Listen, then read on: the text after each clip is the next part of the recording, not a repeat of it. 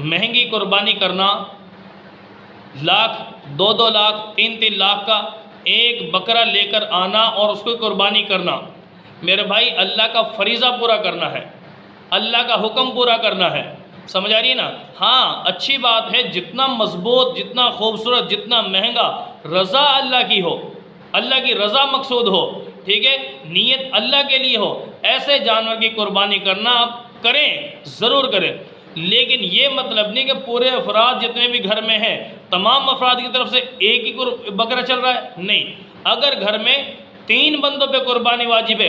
3 کی کرنی پڑے گی، 5 پہ واجب ہے 5 کی کرنی پڑے گی، یہ بات نہیں کہ ہم بڑا مہنگا اور کئی من کا بکرا ایک کر لیتے ہیں سب کے لیے کافی ہو جائے گا، بالکل بھی نہیں، بکرا چھوٹا ہو بڑا ہو، ٹھیک ہے، چاہے 5 من کا ہو 10 من کا کیوں نہ ہو،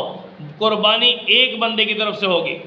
یاد رکھنا یہ بات، ٹھیک ہے، مہنگا اور بڑے بکرے میں ایک بندے سے زیادہ شامل نہیں ہو سکتے، اور ایسے افراد جو کر رہے ہیں ان کے لیے میں نے بتا دیا، بھائی آپ قربانی ان افراد کی طرف سے چھوٹی قربانی کر لیں، اپنی طرف سے بڑی قربانی کر لیں، اچھی بات ہے، کرنی چاہیے، لیکن ایسا نہ ہو کہ قربانی 5 افراد پہ لازم ہے اور کرنے کو ایک بندے کی طرف سے ہو رہی ہے، ٹھیک ہے، ایک ہی بندہ پورے گھر کی طرف سے کر رہا ہے، تو بڑے جانور کر لیں اس میں کئی افراد شامل ہو جائیں گے، ٹھیک ہے، لیکن بکرا کرنا ہے ایک ہی کر رہے ہو تو ایک بندے کی طرف سے ادا ہوگا، باقیوں کے ذمہ وہ گناہ باقی رہ جائے گا، تو میرے بھائیو اس لیے گزارش یہ ہے کہ جتنے افراد پہ قربانی واجب ہے اتنے افراد کی طرف سے کرنی پڑے گی۔